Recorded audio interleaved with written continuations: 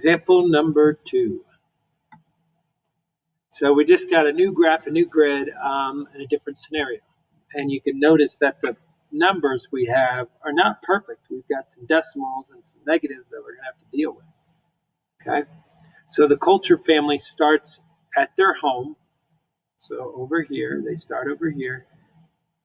And they stop at a rest stop to eat some lunch. How much further do they need to go to get to the water park? That's what this question's all about. So use the coordinates to find. So we're really, this piece of information about our home, we're not too worried about. We're looking at, we're here, and we need to get to there.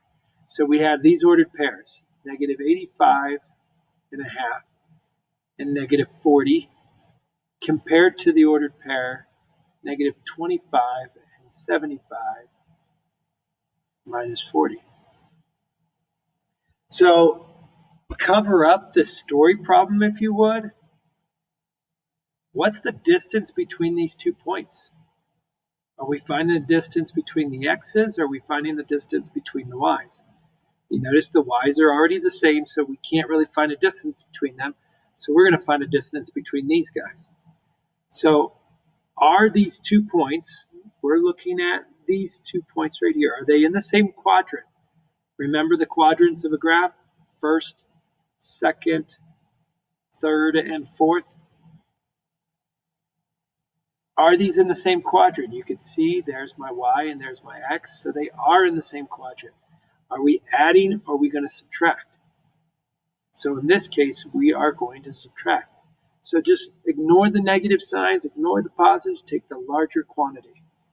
So we're going to have absolute value of negative 85 and a half minus the absolute value of negative 25.75. So this turns into 85.5 minus 25.75. Because that's what happens. Absolute value just kind of drops that sign, positive or negative, and just gives you the number. So we've got to calculate, what does this equal? So we're subtracting decimals like we did in our first unit this year. Line up the decimals, fill in any zeros where you need to, so we need a 0 there, and then we could do our calculations. We cannot take 5 from 0, so we're going to borrow from this 5 and turn it to 4, and then this turns into a 10. 10 minus 5 is 5. You can't take 7 away from 4, so we have to borrow again and turn this into 14. 14 minus 7 is 7. Bring down your decimal. Oh, sorry, that should have turned into a 4. I borrowed from a 5 and turned it into a 4. So I'm going to borrow from this 8, turn it into a 7, and that turns into 14.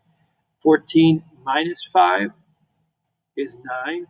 7 minus 2 is 5. So the distance between the water park and the rest stop is 59.75. It said every unit is a mile. So it's that many miles.